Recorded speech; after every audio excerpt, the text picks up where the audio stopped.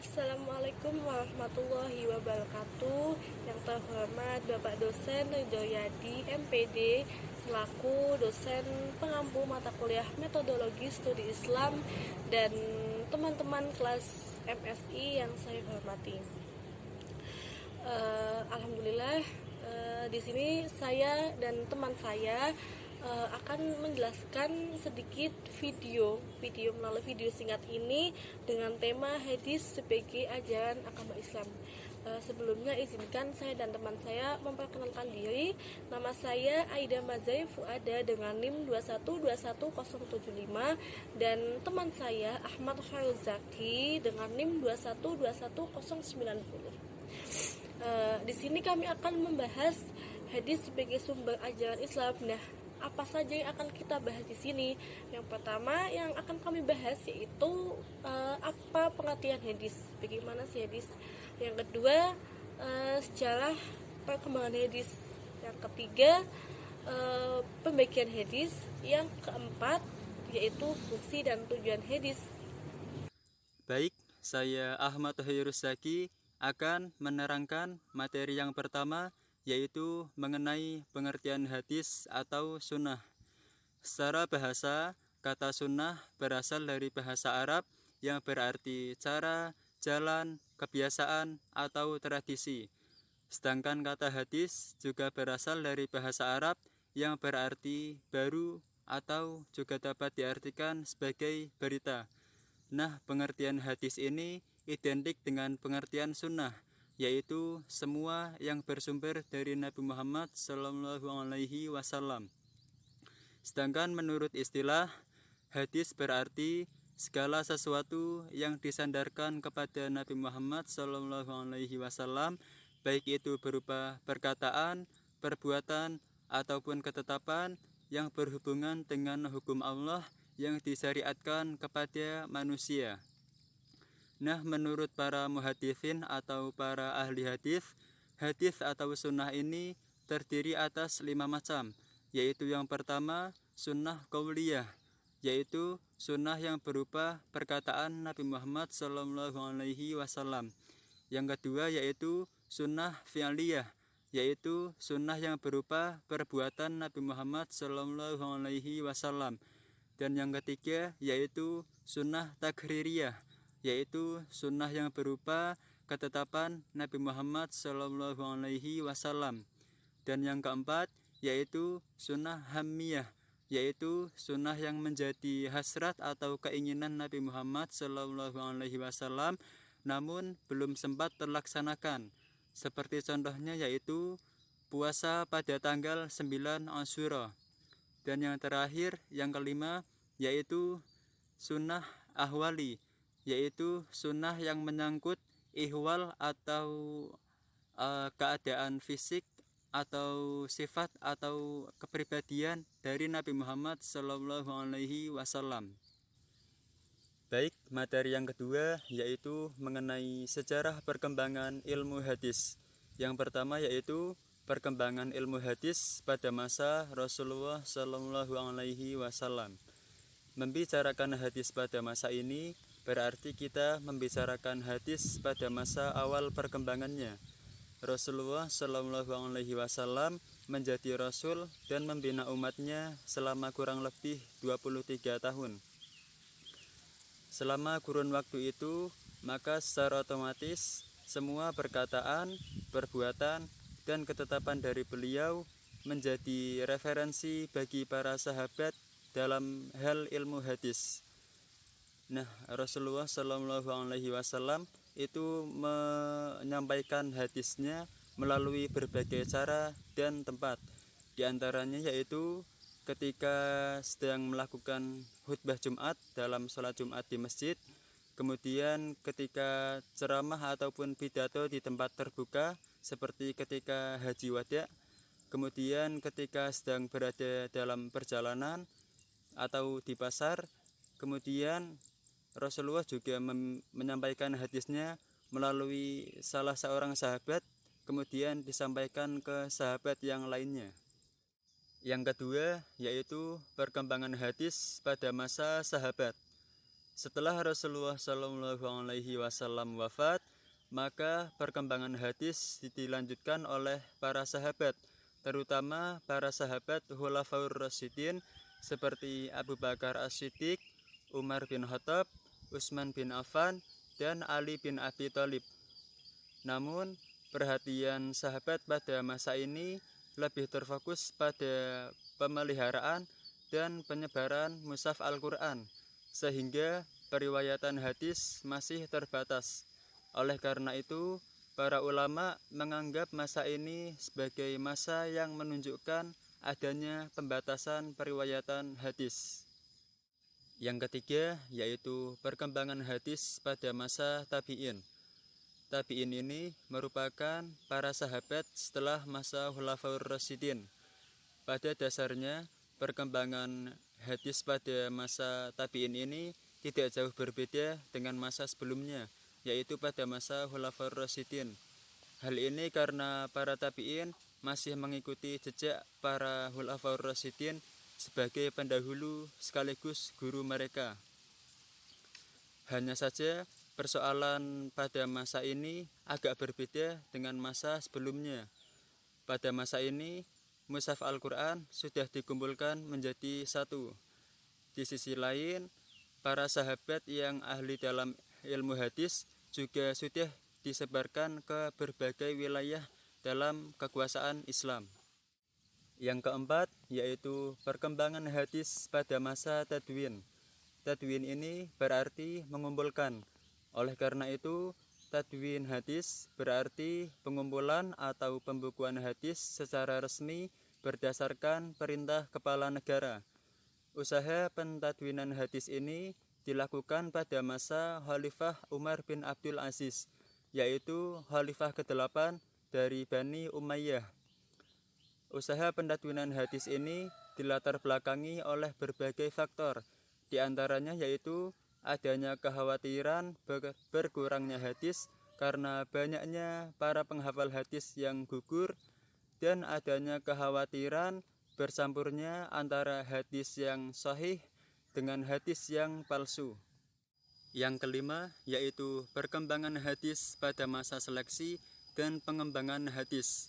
Masa seleksi atau penyaringan hadis ini dilakukan pada masa dinasti Abbasiyah, terutama pada masa Khalifah Al-Ma'mun sampai Khalifah Al-Muqtadir. Para ulama pada masa ini berhasil memisahkan antara hadis-hadis yang dhaif atau lemah dengan hadis-hadis yang sahih atau kuat. Selain itu, pada masa ini juga berhasil disusun 6 kitab hadis atau kutubus sittah yang sekarang dikenal dengan nama Sahih Bukhari, Sahih Muslim, Sahih Abu Dawud, Sahih Tirmidzi, Sahih Nasai, dan Sahih Ibnu Majah. Setelah disusunnya kitab Kutubus Sittah dan kitab Al-Muwatta, para ulama meneruskan menyusun kitab-kitab jawami dan semakin mengembangkan ilmu hadis.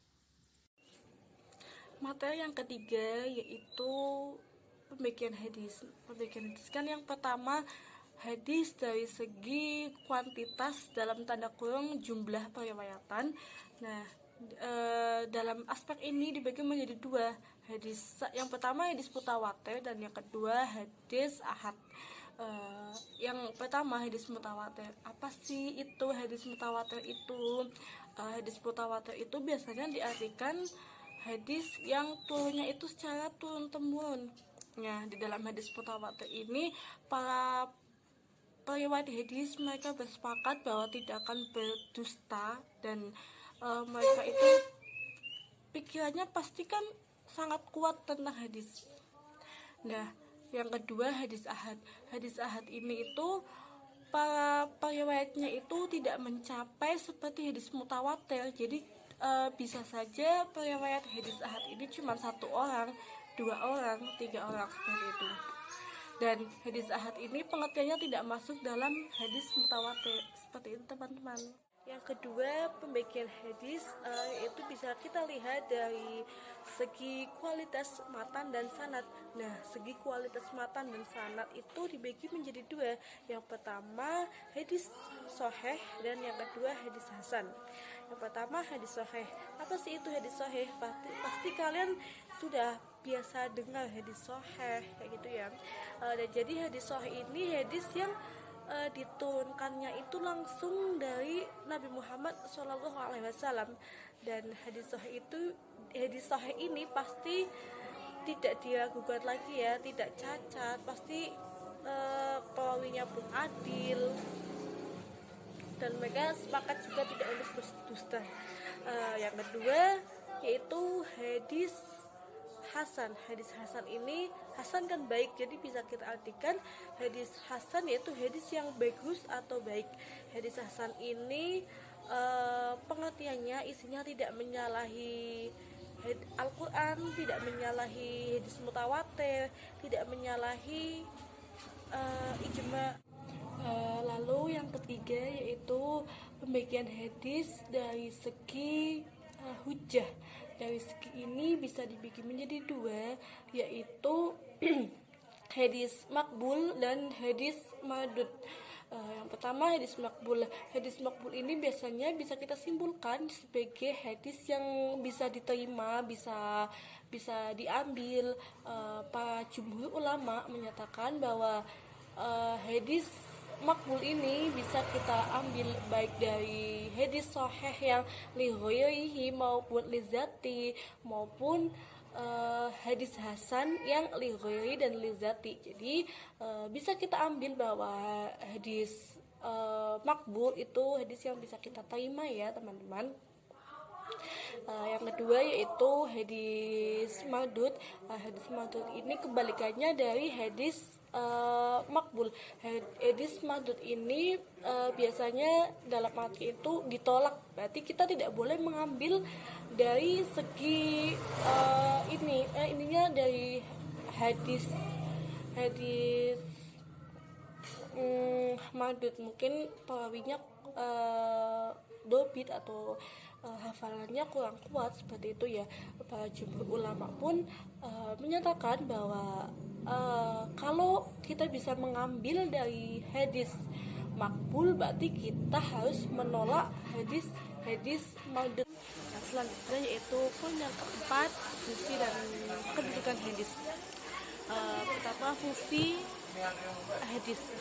Umat Islam sudah setuju bahwa hadis adalah sumber ajaran agama Islam setelah Al-Quran, karena hadis juga mencakup kebutuhan manusia dan menjawab pertanyaan pada masa ini setelah Al-Quran. Yang pertama yaitu fungsi kedudukan hadis kepada Al-Quran. Tidak mudah ya menafsirkan atau menjelaskan tentang hadis yang berisi dengan Al-Quran, karena pada poin ini diperlukan orang yang sangat mempunyai ilmu khusus tentang penafsiran tentang hadis dan Al-Quran agar kita tidak salah untuk melangkah, dan ini sebagai pedoman ya. Nah, sedangkan fungsi hadis terhadap Al-Quran ada 4, yaitu yang pertama bayan at-tafsir, yang kedua bayan at-taqrir, yang ketiga bayan an-nasah, dan yang keempat adalah bayan at-tasyrih. Yang pertama yaitu bayan at-taqrir. Jadi bayan at-taqrir itu bisa kita simpulkan bahwa fungsi hadis sebagai bayan at-taqrir itu untuk memperkuat ayat-ayat Al-Quran yang sudah ada. Jadi di sini itu dengan adanya bait at-taqrir, hadis itu sebagai memperkuat isi-isi Al-Quran, jadi agar lebih dipercaya oleh masyarakat. Yang kedua, bait at-tafsir. Fungsi hadis sebagai bait at-tafsir itu mentafsirkan ayat-ayat yang masih umum atau biasanya disebut masih mutlak, dan di sini juga bait at-tafsir berfungsi ayat-ayatnya itu yang masih mutlak seperti itu. Yang ketiga yaitu bayan atas syai'. Fungsi hadis sebagai bayan atas syai' di sini itu sebagai pemberi kepastian hukum. Nah, di sini biasanya Al-Qur'an itu belum menjelaskan tentang apa yang dimaksud pokok permasalahan itu. Nah, di sini hadis datang sebagai penjelasannya. Adapun Al-Qur'an itu biasanya hanya membahas pokok-pokoknya saja, lalu diperinci oleh hadis seperti itu. Yang keempat, yang terakhir yaitu bayan anasah. Nah, bayan anasah itu banyak pengertian ya. Di sini para ulama bersepakat bahwa bayan anasah itu ketentuan yang datang dan mengalahkan ininya ketentuan yang sekarang datang bisa digantikan oleh ketentuan yang baru seperti itu, karena ketentuan baru ini lebih cocok lingkungannya seperti itu. Salah satu contoh hadis Rasulullah yang menyatakan bayan anasah yaitu tidak ada wasiat bagi ahli waris, seperti itu ya yang artinya. Nah, bayan anasah ini masih menjadi perdebatan di kalangan ulama seperti itu teman-teman.